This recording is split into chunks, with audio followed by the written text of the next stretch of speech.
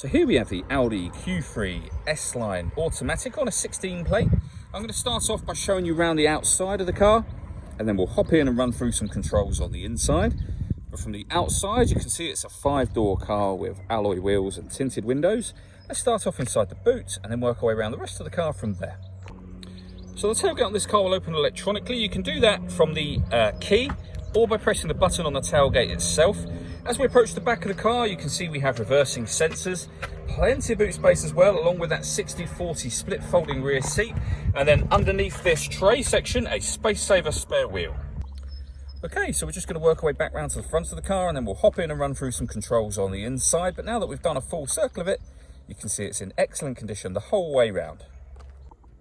Just briefly before we climb in, I think it's what we're seeing the interior from this exterior point of view. There's plenty to run through on the dashboard, so let's hop in and we'll do that now. Okay, now that we're inside the car, we're going to start with the dials. On the left-hand side, we have the rev counter, and on the right-hand side, the speedometer and fuel gauge. In the middle, you can see the total miles of this car, which is 17,540. You can change the information that's displayed in that central section using buttons on the steering wheel. So there's various different menus: your audio, phone menu, satellite navigation menu, and then back round to where we started again. If we back out to the steering wheel, the buttons I was using just a moment ago are over here. We have stereo controls as well and voice activation for the phone on the steering wheel. Underneath here, we've got cruise control.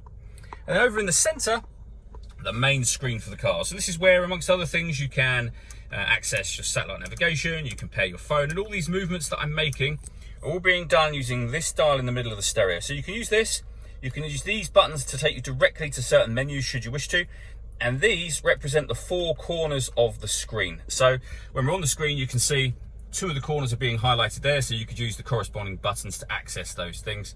If we go around to satellite navigation, there's a full video that shows how this works, both on our website and also on our YouTube channel as well, but the basics remain the same. You've got the 4 corners, so the buttons relate to those 4 corners, or you can use the dial, either or.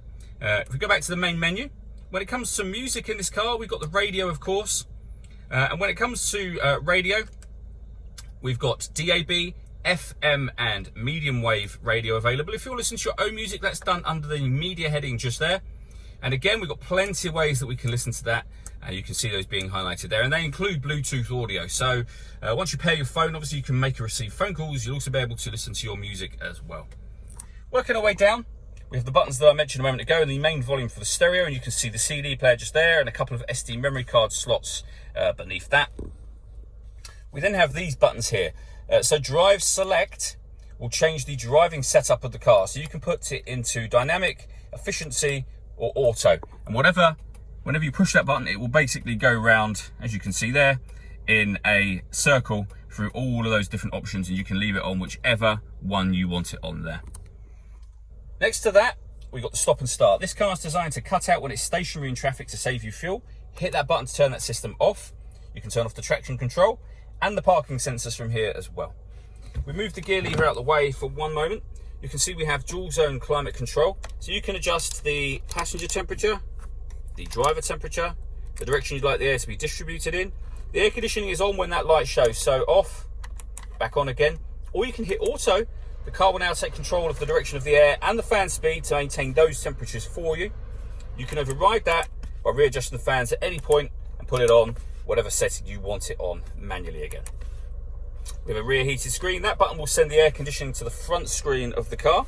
We then have the S-tronic gearbox, or the gear lever for that gearbox, electronic handbrake, and a 12-volt charging socket. Lastly, it's worth pointing out that this screen, should you wish to, will fold away. So if you find that you're getting glare from it at night, for example, you can store it away. The last thing I wanted to talk about is the panoramic roof on this car. So firstly, you have a sunblind, you can see there. You can open that electrically, and that will open all the way to the back of the rear seats. You can leave it like that, and obviously that will let in a lot of extra light. Or you can open this front section as a proper sliding sunroof to give you bags of air as well. All that leaves me to say is thank you for taking the time to watch this video. If you'd like to come and see the car in person and have a test drive, please feel free to call any of our MJA sites. We'd love to hear from you soon.